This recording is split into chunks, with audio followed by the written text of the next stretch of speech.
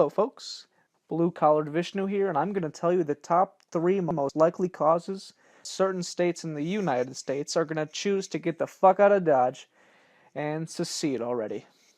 Well, first off, many people are going to say that, oh, you already seceded, it's over, the Civil War happened once, you racists. We're one country now, and you best get used to it. The entire foundation of the United States is about independence, not about fucking submission to the enemy. We're not fucking Canada, eh? We kneel before no kings. And as a little side note, I should remind everybody of this election cycle, we are not looking for a king, we are looking for an employee of the United States and its citizens, not a master or a ruler. Anyways, let's get to the top 3 reasons why we're gonna fucking secede eventually, and we should all just get used to it. Number 3. Immigration reform, or the lack thereof. Just take one look at Europe and their migrant crisis, and you will see why immigration has such a profound impact on the native populations. Europe's migrant crisis is, for all intents and purposes, legal, but the problem we face in America is illegal immigration, and it's possible that eventually lawmakers will try to make this illegal immigration legal, as displayed by Barack Obama's attempts to give amnesty to all illegal immigrants currently residing in the United States. This, in effect, gives the same open-door policy that Europe has given to migrants. For instance, take Lawrence Southern's exploration of the Calais jungle. A common myth is that most of the migrants coming into Europe are actually from Syria, but just take a look at the video and you'll see that it's quite the contrary. The federal government is very good at masking certain situations under an umbrella term such as Syrian refugees, which is especially dangerous during a time where ISIS allegedly has control over passport systems and can easily forge identities for whomever they wish to infiltrate certain countries which accept migrants at such a rate. Now, what was the story about the wooden horse from Troy? The name escapes me. But anyways, the moral of the story is, sometimes you should be sure of who you're letting in if you wish to keep any semblance of your country intact. And that's especially true for Americans, who are often the victims of identity politics. And certain groups are often asked for their reactions to tragedies such as Muslims after Orlando, or Christians during the 1800s after the activities of the Ku Klux Klan. Rather, the question Americans wish they would be asking instead is, what do you think of these tragedies as Americans? Unfortunately, when you play identity politics, you bisect the country, you lose any hope of assimilation. The only way to take back that power of assimilation is to form your own borders. Secession in this instance would certainly be justified in my eyes.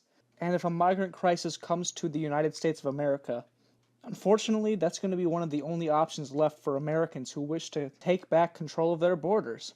And I'm under the impression that's what a lot of Americans want, especially after Lyndon B. Johnson pried the doors open, blew them off, allowed a massive surge of immigrants to come since then. Number 2, restrictions on the First Amendment. What? They would do that? No way. If you take a fucking glance, not even a look, I don't even care if you look, I want you to just glance at American colleges in the past, 15 years? Whoa! Socialist Central, everybody. It is not about creating intellectual space. It is not. Do you understand that? They have been slowly gravitating towards the singularity known as Newspeak. For those of you who haven't read Orwell's 1984, Newspeak is essentially a form of censorship, telling you what is and isn't appropriate to say. Now, while this is enforced through the state in 1984, right now this is only enforced through societal norms, especially on college campuses. But what may happen is the government decides to take it into their hands to censor all hate speech and to enforce the regulation of microaggressions. And just so you know, they're called microaggressions because they're not really there. Now, political correctness has no doubt affected our society deeply, telling us what is and isn't appropriate to say. Thankfully, Donald Trump has taken an entire wrecking ball to that system of conversation. Despite what you may think about him or his policies, There's no doubt that he's open to dialogue for people who wish to discuss things which may not seem appropriate at the dinner table. However, his boisterous personality may have some negative repercussions if the opposition wins. At first, I predict that they will try to stop any sort of insulting on media networks, and this is how it all begins. Hate speech stopped on one level, then the next, then the next. This is what the scientific community calls a slippery slope. Don't let this slide. We got what they call a slippery slope. You know what a slippery slope is? Do it got anything to do with skiing? Just shut your ass down. And once we set down on that path, it's never gonna fucking stop. Effectively, what they've taught us is that the will of the majority doesn't matter anymore. It's the feelings of the minority. At first, we had to cater to the feelings of the 5%, then the 1%, now the 0.3%. Tomorrow it'll be the 0.0001%. I think most people have forgotten how democracy works. If you value that so much, maybe you should take a step back and look at the compromises you and the majority of other people have to make for a very, very loud minority. But sadly, they've tricked us into a sort of a pathological altruism where we don't go with what our best interest is. We care about the feelings of a minority. We want to be inclusive, as those savvy progressives like to say. We want to make an open and tolerant society. Unless you want to practice your religion in public, like not baking a gay wedding cake. Sorry, religions are only for churches, don't you know? We know you're not hurting anybody physically or anything like that, but you should really consider the feelings of gay people when you say that your religion doesn't allow for gay marriage. That's just extremely inconsiderate. And the next thing you know, Jews will be baking Nazi cakes for a National Socialist because discrimination is just wrong, don't you know? And let me tell you, once the bullying of what you can say and what you can do and what you can worship and where and when is taken from the societal level as it currently stands and is moved up to the federal level to ensure inclusiveness, I think that's when a lot of people, I certainly will be, are going to be fed up with the nanny state and perhaps take up arms if need be and finally secede from the union that consistently sacrifices individual freedoms of the majority, or more often than not, the will of the minority. And number one, the gun grab. We all know that it's inevitable, folks, and once it does happen, oh, boy, those flyover states are not going to be happy. Now, do not deny it. You know this is what they're going for. They are going for a gun grab. The goddamn media asks itself whether the Second Amendment is constitutional. Are you fucking I'm not going to use that word because I actually prefer people who are mentally disabled over those who wish to take out certain amendments from the Bill of Rights. It's called the Bill of Rights for a reason. Listen, I don't know how often I have to make this argument, but it is a right for people to be able to defend themselves.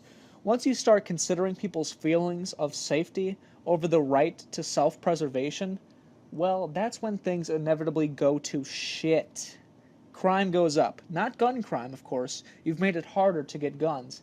But all other kinds of crime increase. Because people are no longer able to defend themselves. Does a statistic even exist to the amount of crimes that are deterred, not only by the presence of guns, but the fear of guns? It must be in the millions. I'm sure a criminal has thought of robbing somebody or breaking into a house. And then they thought twice because that homeowner or that person may be carrying a gun, and that could be the end of their lives. Now, the right of people to bear arms is not given by the Constitution. It's a fucking right.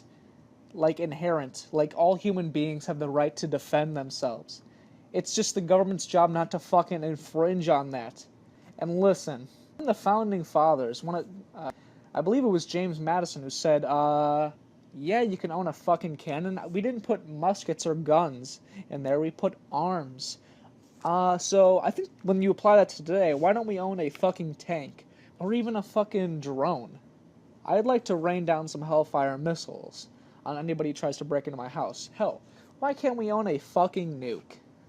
I mean, there's such a thing as mutually assured destruction, But coming back to the gun grab, you can already see the shift. Obama, Clinton, even Trump says, I don't know if we should be selling guns to people on the terror watch list. Well, I don't think you understand that you can be put on the terror watch list for no fucking reason. What happened to due process? Curious, what happened to that thing called we burnt, it's gone. Oh. Well, maybe we could bring the Constitution back. But how would we go about that? Well, if we can't secede, I think that there's only one other option for this country. Well, not per se this country, but for its inhabitants who truly value freedom. Yeah, I think there's only one option now.